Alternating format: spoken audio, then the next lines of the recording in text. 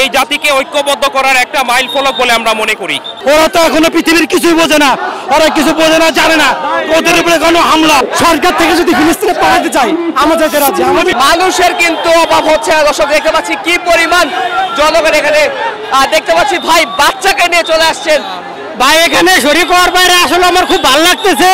এখানে আমি মনে করি প্রতিটা মানুষের শরীক হওয়া উচিত।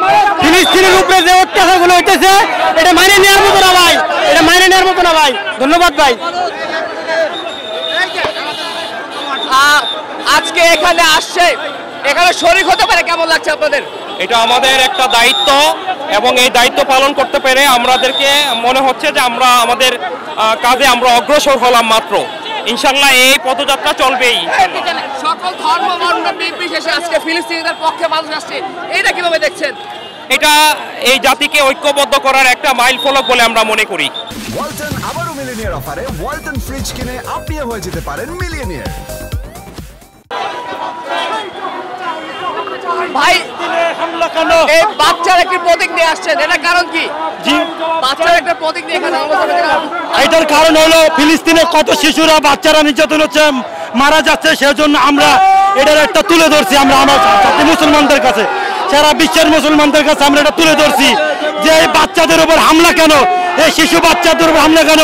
ওরা তো এখনো পৃথিবীর কিছুই বোঝে না, ওরা কিছু বোঝে না, জানে না, ওদের উপরে কোনো হামলা। সেজন্য আমরা জবাব চাই এটা। সেজন্য আমরা ওরকম সারা বিশ্বকে দেখানোর জন্য আমরা এই প্রতীক বানিয়ে রাস্তায় নামছি। এটার আমরা জবাব চাই।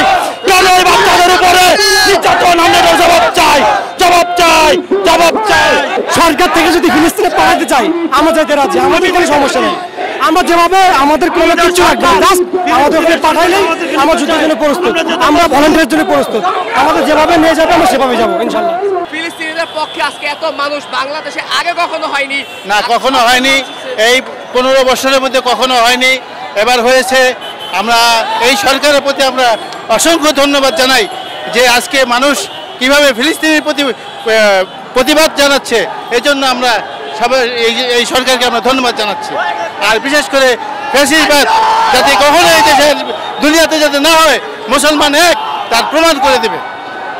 দর্শক আমরা দেখতে পাচ্ছি নেতানিয়াহুর কিন্তু একটি প্রতীক নিয়ে তারা জুতার মালা পরাই দিয়েছে। দর্শক দেখতে পাচ্ছি আরো, তো দর্শক দেখতে পাচ্ছেন কি পরিমাণ মানুষজন এখানে জড়ো হয়েছে ফিলিস্তিনিদের পক্ষে।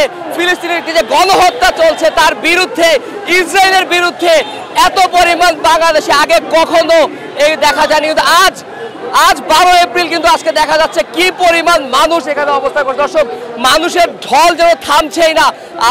আমরা সে সকাল থেকে রয়েছি দর্শক, আপনি দেখার চেষ্টা করছি সকাল থেকে এখন পর্যন্ত মানুষের ঢল থামছেই না এবং একের পর এক মিছিল, একের পর এক চলে আসছে। দর্শক আমরা দেখতে পাচ্ছি ট্রাকে বলে আজকে এখানে আসতে পেরে কেমন লাগছে? খুব ভালো লাগছে। ফিলিস্তিনের পক্ষে March for Gaza, March for Gaza, ফিলিস্তিন, ফিলিস্তিন বিজয় হোক, বিজয় হোক। তো দর্শক দেখতে পাচ্ছি আরেকটা জায়গায় শরবত পানি বিতরণ চলছে। দর্শক আমরা আরেকটু পিছিয়ে আসার চেষ্টা করছি।